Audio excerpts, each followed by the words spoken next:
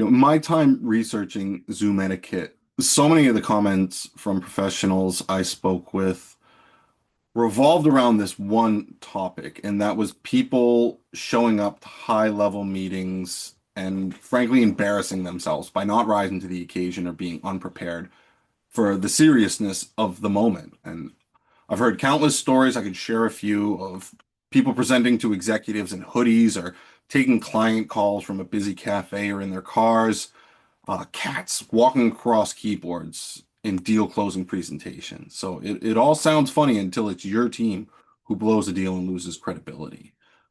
But here's the thing, it's not always the employee's fault. Too often organizations fail to set clear expectations, especially in hard to broach topics like personal appearance or home environments. It used to be something that people would pick up on in the office, but we can no longer rely on inferred wisdom or inferred expectations in a world where the majority of our communication is digital. I heard a lot, especially from senior titles, discussing the new generation entering the workforce. And I really believe the fault lies with the organization for not stating these things explicitly, especially when you consider the rise of neurodiversity and just the eclectic backgrounds of the people who make up these large organizations. If you're not stating things clearly and plainly, you're asking for trouble.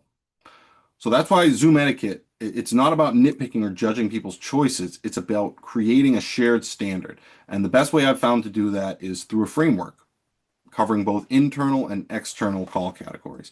We call these the three tiers of Zoom calls. Tier one, this is your serious high stakes calls. These demand your A game. Tier two, probably about 70% of the calls you're going to be on. This is your standard everyday professional, dress up, show up as you would. And then finally, tier three, your casual calls, could be a quick check-in with a client, could be Friday afternoon with the team, just wrapping. Uh, but again, you want to have an agreement on what these tiers are and what the expectations are for them. Once a team can agree on what a tier one call is, everyone's going to know what's expected of them, whether that be attire, background, or just the level of focus they're going to present.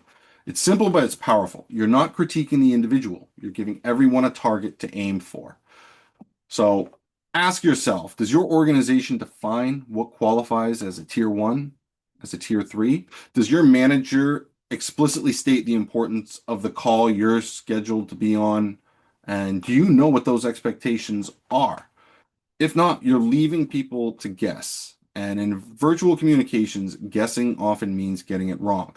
At Virtual Etiquette Advisors, we help companies design these standards and coach their teams to consistently meet them. So if you're curious about how this could work for you or your team, let's talk.